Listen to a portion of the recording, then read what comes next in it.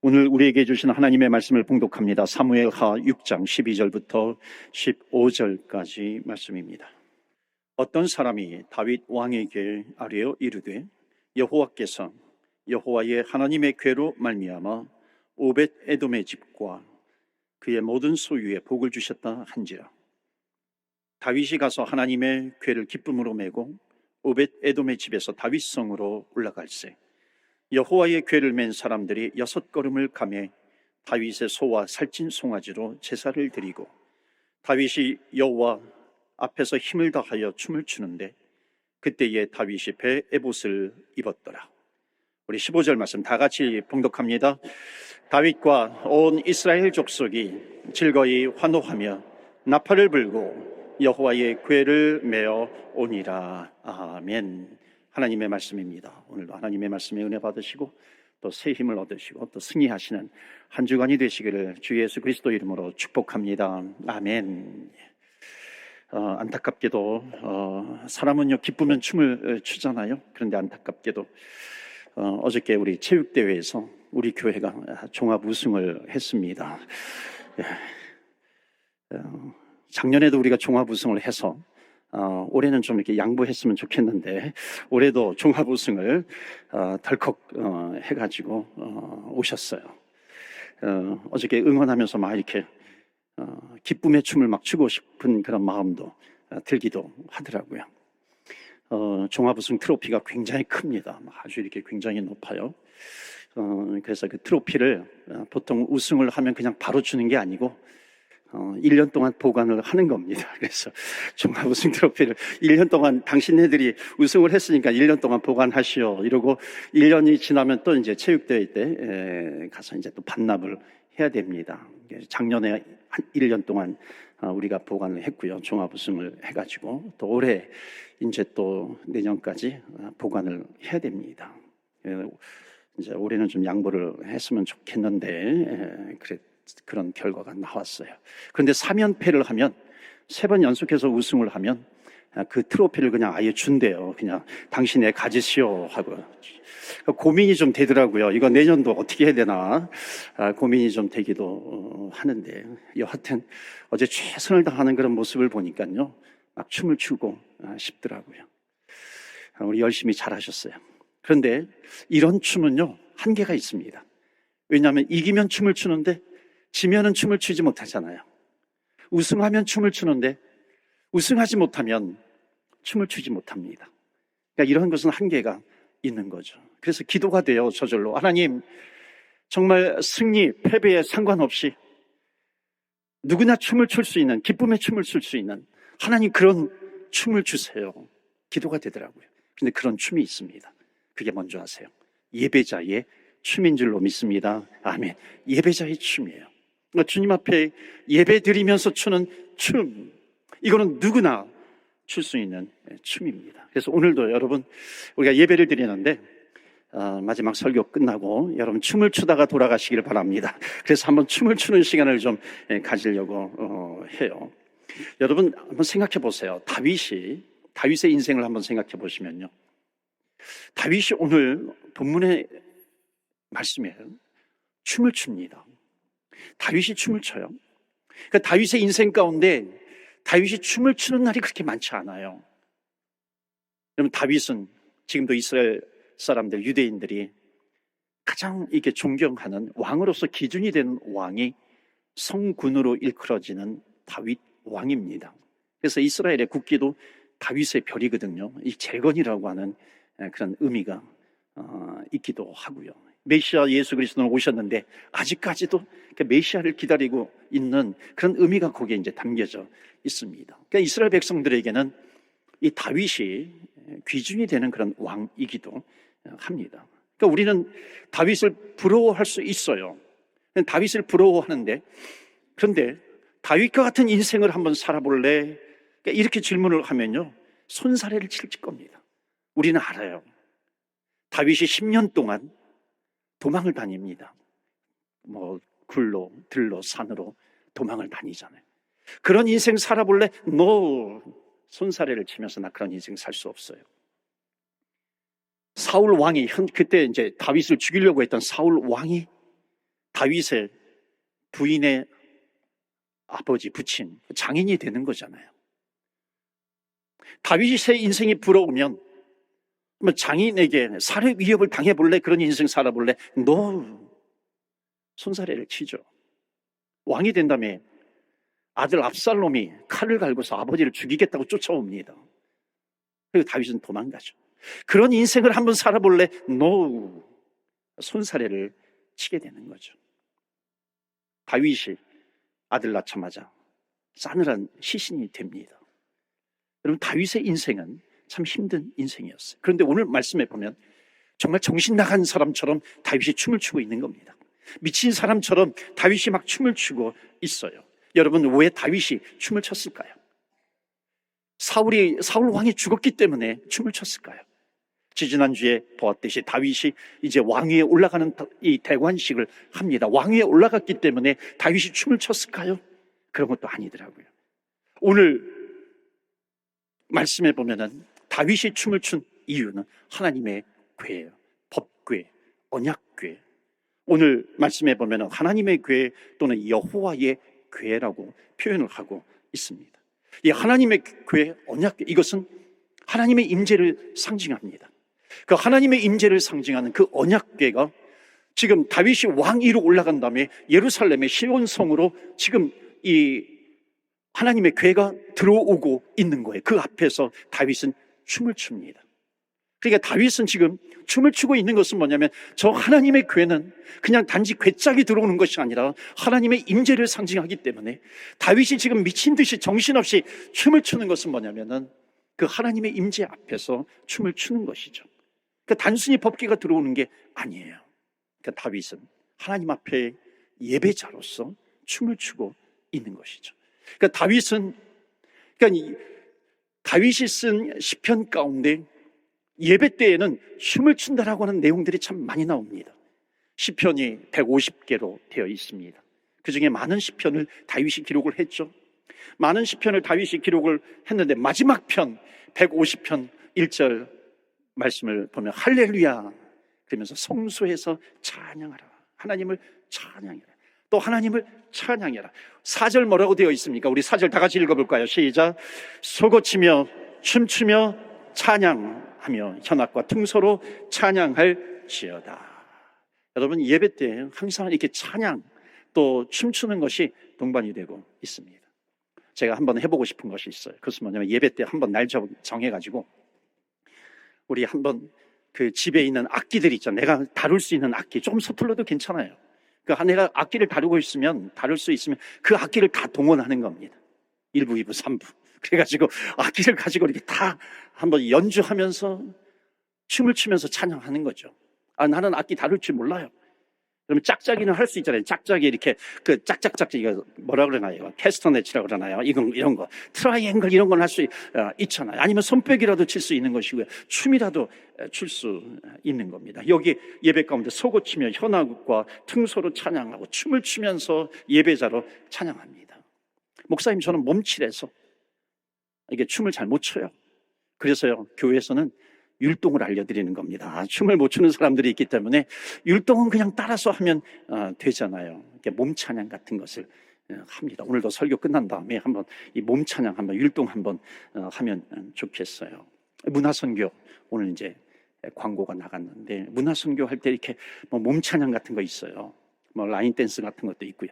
찬양에 맞춰서 라인 댄스 몸 찬양하니까 너무너무 좋더라고요. 하나님 앞에서만 이렇게 찬양하는 것 같아요. 그리고 여러 가지 찬양 노래 교실도 있고 또 있잖아요. 그러니까 이게 찬양하는 겁니다. 여러분, 세상의 문화를 하나님 그 문화는 세상을 찬양하는 게 많거든요. 그 방향을 탁 틀어가지고 하나님께로 돌리는 거예요. 이게 굉장히 선교학에서 중요합니다. 새 사람은 문화와 떨어질 애가 떨어질 수가 없어요. 근데 알게 모르게 그 문화가 전통적으로 흘러오거든요. 근데 거기에 많은 우상숭배적인 그런 요소가 있습니다. 이게 한국에서 드리는 돌잔치 같은 거 있잖아요. 백일잔치. 이게 다 귀신에게 드리는 거거든요. 새벽 기도회도 한국의 새벽 기도회가 처음 시작했을 때 길선주 목사님에 의해서 이제 시작이 되는 것으로 많이 알려져 있습니다. 여러분, 길선주 목사님 그 당시 처음에는 장로님이었는데 그러니까 이분이 예수님을 만나기 전에는 그 도사였어요. 도사. 그러니까 그 뭐라고 얘기하나요? 거기에 이게 어느 정도 반열에 올라가는 사람이었습니다. 그래서 새벽마다 이렇게 참선 같은 것을 해요. 이렇게 폭포 같은 데서 이렇게 폭포수를 맞으면서 참선 같은 것을 합니다. 새벽 이게 그렇게 하죠. 동틀 무렵에. 그리고 가끔가다 박수도 칩니다. 이렇게 참선을 하다가 박수를 쳐요. 그러니까 이 사람이 주님을 만났어. 주님을 만나니까 새벽에 깨어있는 것은 그대로 해요. 그 문화는 있어요. 근데 그 방향이 귀신에게가 아니라 하나님에게로 방향을 트는 겁니다. 그러니까 하나님 앞에서 하는 거죠. 그러다가 하나님께서 기뻐하시는 문화로 바꾸어 가는 것. 이게 문화 선교에 있어서 아주 핵심적인 중요한 사항이기도 합니다. 그래서 뭐 레크리에이션 하면서 찬양도 해요. 이게 다 하나님 앞에서 하는 거죠. 시니어 되시는 분들도 좀 많이 참여하시더라고요. 여러분, 인생은 잘 기억하시면 좋겠어요. 늙는 것이 아니라 나이가 들어가는 겁니다. 나이 드는 거예요. 여러분, 늙는다는 것과 나이 드는 것은 완전히 다른 표현이에요. 늙는 것은 이게 상대적인 표현입니다. 저 사람보다도 내가 더 늙었어. 그러니까 늙는다라고 하는 어휘 속에는 좀 자조적인 그런 표현이 있어요. 근데 나이가 드는 것은 절대적인 언어예요. 인생은 나이가 들어가요. 20, 30, 40, 50, 60, 70, 80 나이가 들어가는 것. 그러니까 나이가 들어간다는 것과 늙는다라고 하는 것은 다른 겁니다. 여러분, 늙는다라고 하는 것은 좀 자조적이에요. 그런데 나이가 든다라고 하는 것은 경험적이에요. 성숙해진다라고 하는 겁니다. 그런데 정말 나이가 들어가면 들어갈수록 내가 의미 있는 일을 해요. 내가 뭔가 나에게 주신 그런 미션이 있어요. 그것을 내가 감당해요. 이런 사람은 늙어가지 않습니다. 나이는 들어갈 뿐이죠. 그러나 나이가 들어가도 계속해서 청년으로, 모세처럼 눈이 흐리지 않는 그런 청년으로 살아갈 수 있다는 겁니다. 나이는 들어가요. 그런데 나이는 들어가요. 그런데 미션이 없어요. 사명이 없어요. 어떤 의미 있는 인생을 살아가지 못해요. 그러면 나이가 젊었다 할지라도 나이가 늙어가는 겁니다. 그런 인생을 살아가게 되는 거죠. 여러분, 우리 입술에서 사라져야 될 단어가 있어요. 그게 뭔지 아세요? 이제 와서 뭘? 이 나이에 뭘? 이제 와서 뭘? 여러분, 이 말만 우리 입술에서 사라져도 우리는 젊게 살 수 있습니다. 의미 있는 인생을 가지고 살아갈 수 있어요. 이 나이에 뭘? 이 나이에 할 수 있는 것이 얼마나 많은지 몰라요. 너무나도 많이 있습니다. 여러분, 신청하세요. 문화선교 신청하시고요. 또 제자 양육도 신청을 하세요. 의미 있는 일이에요. 그것을 붙들고 있으면 나이는 들어가지만 늙지 않는다라고 하는 겁니다. 하나님께서 우리에게 주신 지혜예요. 다윗은 춤을 춰요. 하나님 앞에서 춤을 춥니다. 의미 있는 인생이거든요. 끝까지 춤을 춰요. 법궤가 들어와요. 법궤는 하나님의 임재를 상징합니다. 그 임재, 하나님의 임재, 법궤가 들어오는데 거기에서 춤을 춥니다. 법궤라고 하는 것은 하나님의 임재의 상징이라고 했잖아요. 법궤에 대해서 조금 더 설명을 하면은요, 이 법궤라고 하는 것, 하나님의 궤, 언약궤라고 하는 것, 이것은 이스라엘 백성들이 다윗 왕 때도 아니고요, 그 앞에가 사울 왕이에요.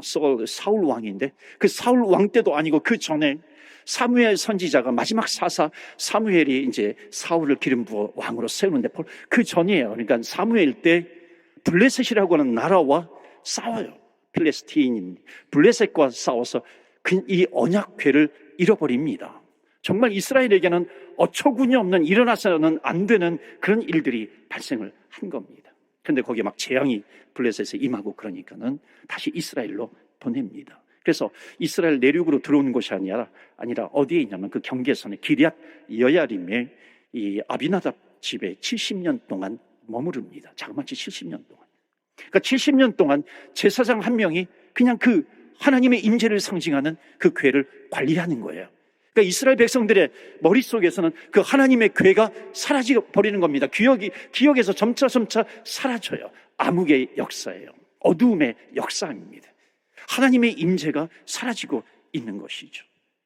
다윗 때 그것을 다시 회복합니다. 다윗은 왜 하나님의 궤를 왕이 되자마자 예루살렘으로 가지고 왔을까요? 다윗은 아는 것이 있어요. 이 하나님의 궤는 하나님의 임재를 상징해요. dwelling, 그 괴가 하나님께서 거기에 계시는 거야. 그러니까 지금 다윗은 지금 어떤 모습으로 그것을 가지고 있냐면, 지금 다윗은 왕이 되었어요.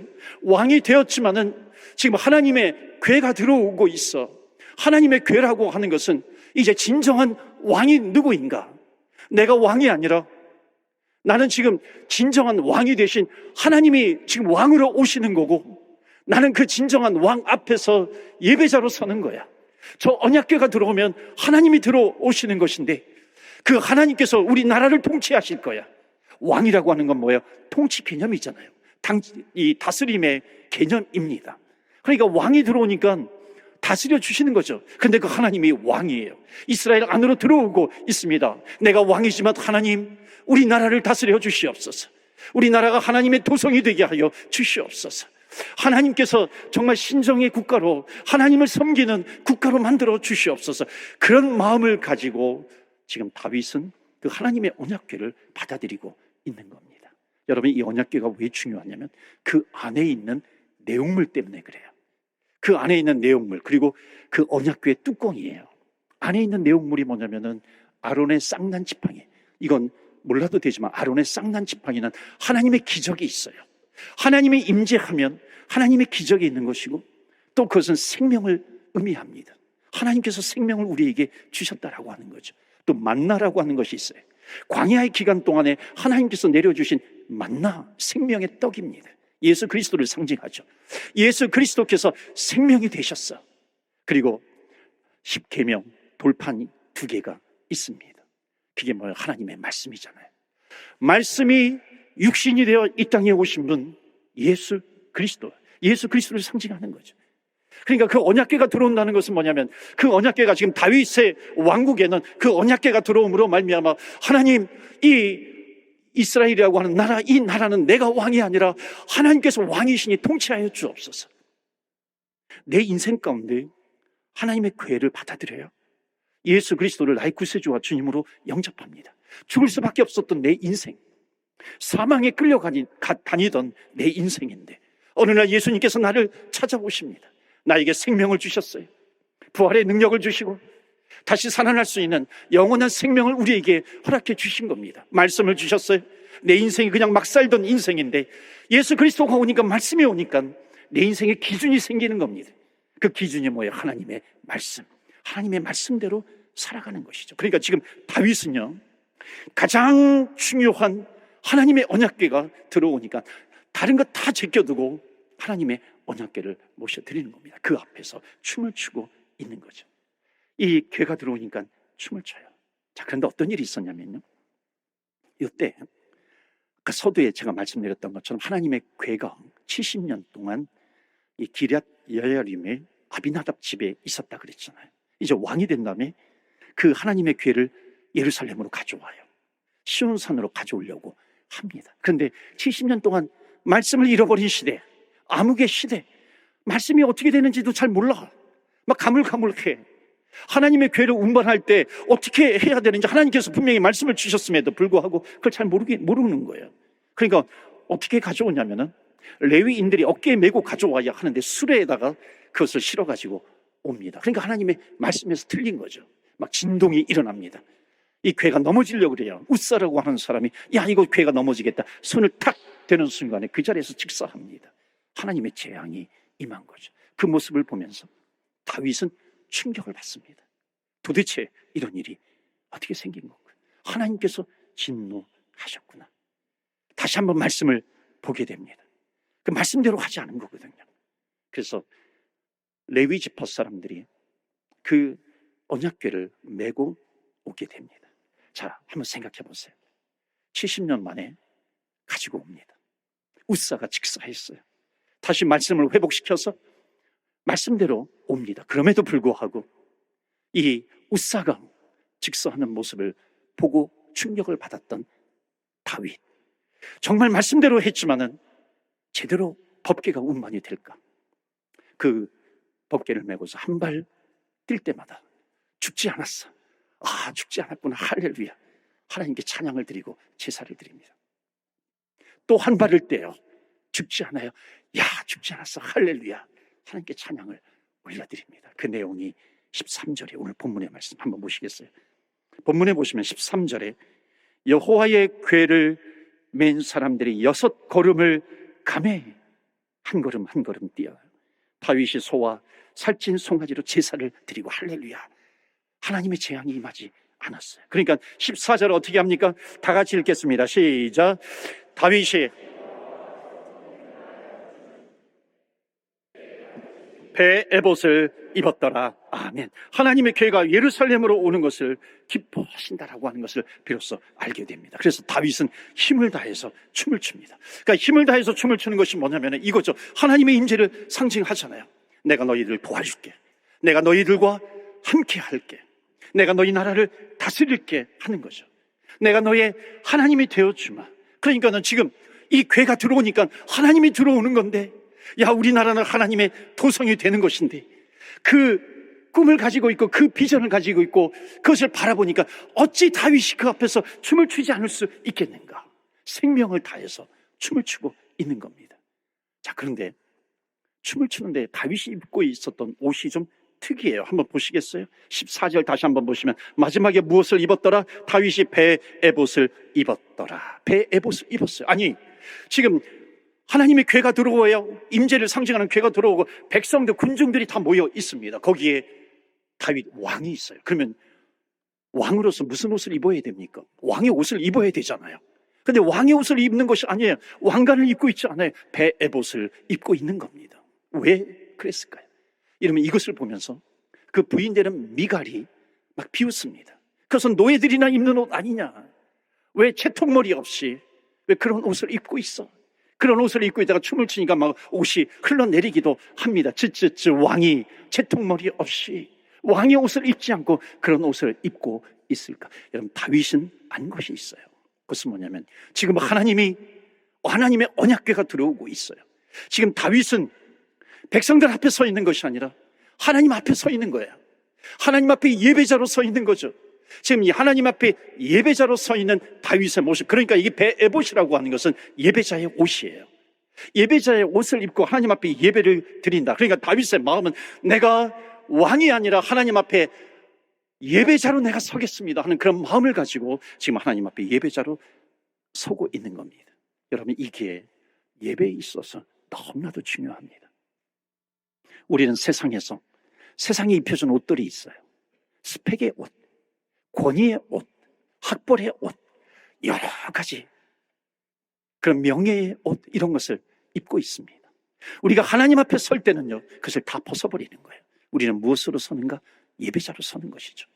여러분, 옛날에는 박사님 그러면, 요즘이야 박사님 너무 흔하잖아요. 옛날에는 참 흔치 않았을 때가 있었어요. 그때는 존경심을 받습니다. 근데 세상에서도 박사요, 교회에서도 박사가 되고 싶고 하나님 앞에서도 박사가 되고 싶은 겁니다. 여러분, 사랑하는 성도 여러분, 우리가 사회적으로 어떤 직분을 가지고 있다 할지라도, 어떤 명예가 있고 사회적으로 내가 어떤 권세를 가지고 있다 할지라도 우리는 하나님 앞에 서요, 진정한 왕 앞에, 하나님 앞에 설 때는 우리가 하나님 앞에 내어놓을 수 있는 명함이 아무것도 없어요.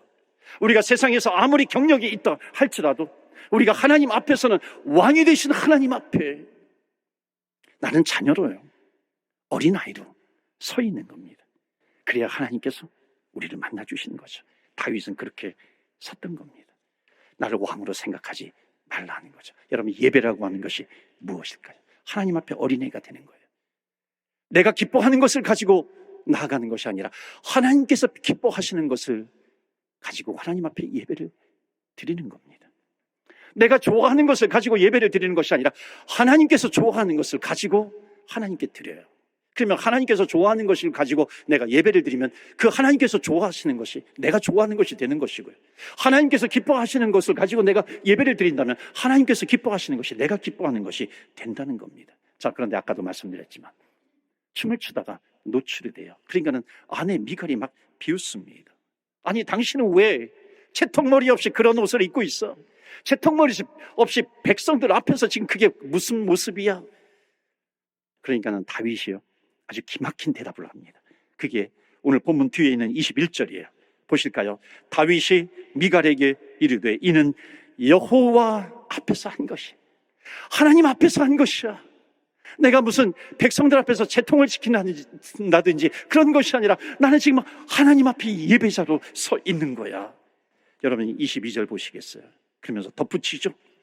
내가 이보다 더 낮아져서 스스로 천하게 보인다 할지라도, 지금 세상 사람들이 비웃는다 할지라도, 여러분 백성들이 처음에는 좀 이상하게 생각하지 않았을까요? 아니 지금 왕의 옷을 입지 않고 베옷을 입고 있네. 우리와 같은 옷을 입고 있어. 아니 노예도 입는 그런 옷을 입고 있네. 그러지 않았을까요? 그런데 그 다윗 왕이 베옷을 입고 있는 그 의미를 알았어요. 정말 왕 되신 하나님, 다윗이 왕이 아니라 다윗은 지금 진정한 왕을 모시고 있는 거구나. 그 다윗이 믿고 있는 그 하나님, 그 God, who is God, 그 하나님은 누군가 도대체 백성들이 궁금해합니다. 백성들이 하나님 앞에서 춤을 추는 다윗을 보면서 처음에는 비웃었을지라도 같이 찬양하는 겁니다. 사랑하는 성도 여러분, 우리 인생의 최고의 날이 어느 날일까요? 주님께서 오신 날 아니겠어요? 법궤 안에 그리스도, 말씀이 육신이 되어 오신 주님, 사망 권세를 이기시고 우리에게 어느 날 생명을 주신 예수님, 그 주님께서 나에게 오셨어요. 나의 주인이 되어주시고 내 인생을 인도해 가시고 천국으로 인도해 가시는 하나님 아버지, 그 주님을 처음 만난 날, 여러분 우리 마음 안에 하나님의 괴가 들어와요. 그럼 우리는 기도하지 않습니까? 하나님, 내 인생을 다스려 주시옵소서. 이 다윗이 하나님 앞에 춤을 추었다면 여러분 우리도 춤을 춰야 되는 것 아니겠습니까? 내가 춤을 춰요. 다윗이 춤을 추니까 하나님께서 그 모습을 보시면서 다윗, 내가 너와 내 앞에 왕의 옷을 벗어 던지고 예배자로 서 있는 너의 모습 너무나도 기뻐하지 않으시겠습니까? 내가 그래 너의 나라를 다스려 줄게. 내가 너의 진정한 왕이 되어 줄게. 내가 너의 나라를 통치하며 나아갈게. 하나님 아버지의 마음입니다. 여러분 이제 다윗이 이제 70년 만에 그 하나님의 궤가 오잖아요. 근데 그 당시에는 하나님의 궤를 모실 만한 성전이 없습니다. 성전은 그 아들 때 지어지잖아요. 그러니까 급하게 시온산에다가 장막을 세운 텐트 같은 거를 세웁니다. 그래서 이름하여 다윗의 장막이에요. 그 다윗의 장막을 세워놓고 거기에다가 이 하나님의 궤를 안치하는 겁니다. 그런데 놀랍게도 그 하나님의 장막은 어떤 장막이냐면 하나님 앞에 예배를 드리는 곳인데 쉬지 않고 밤낮 쉬지 않고 예배를 드려요. 하루 24시간, 주 7 days, 1년에 365일 동안 계속해서 밤과 낮 레위 지파 사람들 순번을 정해가지고 예배를 드리게 하는 겁니다. 찬송 소리가 끊이지 않아요. 이것을 모든 백성들이 다 알게 됩니다. 전 지역에 흩어져 있는 디아스포라 흩어져 있는 그 백성들이 그 소문을 들어요. 아니 다윗이 왕이 된 다음에 하나님의 장막을 세우고 다윗의 장막을 세우고 거기에다가 하나님의 궤를 거기다가 안치를 했대. 그리고 이 레위 지파 사람들이 순번을 정해서 돌아가면서 밤낮으로 예배를 드리고 있대. 우리도 한번 가보자. 한 달 걸려서 2달 걸려서 걸어서 100km가 되었든지 1000km, 2000km가 되었든지 순례객이 되어서 그 다윗의 장막을 방문하는 겁니다. 근데 그 다윗의 장막은 시온산에 있어요. 그러니까 멀리서 올 때 이제 저기 예루살렘에 보여. 저기 보니까 시온산이 보이고 있어요. 여러분 시온산이 보일 때 이 사람들의 마음이 얼마나 뛰었을까요? 야, 시온산이 보이네. 저기 다윗의 장막이 있는데 밤에도 예배가 드려진다라고 하는 그 다윗의 장막에 이제 조금 있으면 가겠구나. 힘들어요. 지쳤어요. 불편해요. 그런데 그 시온산을 보면서 지은 성경이 시편 121편 1절 말씀입니다. 내가 산을 향하여 눈을 들리라. 나의 도움이 어디서 올고 천지를 지으신 그 하나님이 시온에서 내게 복을 주시도다. 이 말씀이 있는 거죠. 자, 도착을 했어요. 다윗의 장막에 도착을 했는데 밤중에 도착을 했네. 보니까 시간이 12시예요. 새벽 1시야. 궁금합니다. 정말 24시간 드려진다고 하는데 이 한밤중에 레위 지파 사람들이 예배를 집례할 수 있는 것인가? 밤에 가도 괜찮다고 하는데 정말로 괜찮은 것인가? 그때 레위 지파 사람들이 괜찮아. 와서 예배를 드려, 와서 예배를 드려. 절대로 포기하지 마. 와서 예배를 드려 하는 겁니다. 24시간 지키고 있으니까. 여러분 134편 마지막으로 읽고 마치겠는데요. 여러분 시편 134편은 성전에 올라가는 노래입니다. 세 구절로 되어 있어요. 이게 무슨 내용이냐면 1절, 2절은 그 순례객들이 예루살렘 성 지나서 이 시온산을 향해서 가는 겁니다. 그 시온산에 있는 다윗의 장막에 가서 밤에 도착했어요. 그러니까 레위 지파 사람들을 깨우는 거예요. 아마도 지금 레위 지파 사람들이 예배를 집례하는 지파 그 사람들이 아마 잠자고 있을 거야. 제사장들이 자고 있을 거야. 그래서 막 우리는 깨워야 돼 그러는 거예요. 그런데 레위 지파 사람들은 아니야, 우리는 일어나 있는 거예요. 자, 그게 1절에 보세요. 보라, 밤에 여호와의 성전에 서 있는 여호와의 모든 종들아, 여호와를 송축하라. 늦게 도착했으니까요, 레위인들을 깨웁니다. 2절에 성소를 향하여 너희 손을 들고 여호와를 송축하라. 이게 무슨 얘기예요? 우리가 왔어. Wake up, wake up. 깨어라, 깨어라. 여호와의 성전에 있는 사람들아, 손 들고 하나님께 찬양하라, 예배하라 하는 겁니다. 그런데 레위 사람들이 야, 걱정하지 마, 너희들 들어와. 우리는 이미 준비되어 있는 거야. 문을 열고 들어와. 멀리서 오느라고 수고 많았지. 우리 그러면서 3절을 가지고 축복하는 겁니다. 천지를 지으신 여호와께서 시온에서 내게 복을 주실지어다. 아멘. 화답하는 겁니다. 이제 말씀을 마치면서 우리가 실습을 좀 해봐야 돼요. 실습을 하는 겁니다. 1절, 2절, 3절을 가지고서 마치 이런 거예요. 우리가 예배를 와요. 예배 드리러 와요. 그러면서 이 레위 지파를 깨운다. 목사님을 깨우는 거예요. 목사님, 정말 예배를 잘 준비하고 계십니까? 목사님 깨셨습니까? 우리가 정말 이번 예배에 내가 은혜 받아야 돼요. 오늘 예배를 통해서 내가 은혜 받아야 되겠습니다. 그러니까 목사님, 깨어있어, 걱정하지 마. 예배를 준비하고 있는 거야. 은혜로운 예배가 되기 위해서 말씀을 준비하고 있고 하나님의 은혜가 흘러갈 수 있도록 깨어서 준비하고 있단다. 그렇게 축복하면서 선포하는 겁니다. 자, 1절, 2절, 3절 좀 보여주시겠어요? 재연해 보는 겁니다. 1절, 2절은 여러분들이 하는 거예요. 1절, 2절은 깨우는 거예요. 보라, 밤에 이러면서. 그리고 3절은 제가 한번 마지막에 손 들고 여러분들 한번 크게 축복을 할게요. 그러니까 여러분들도 깨우시는 거예요. 여러분도 저를 깨우는 거고요. 또 저도 손을 들고 여러분을 축복하는 겁니다. 그러면 마지막에 어떻게 할까요? 축복 딱 한 다음에 이 영광의 박수를 하나님 앞에 올려드려야 되지 않겠어요? 자, 해봅시다. 1절, 2절 여러분, 자, 깨우는 소리로 해야 돼요. 조는 듯한 소리로 하면 안 됩니다. 1절, 2절. 자, 좀 보여주시겠어요? 다 같이 시작. 보라.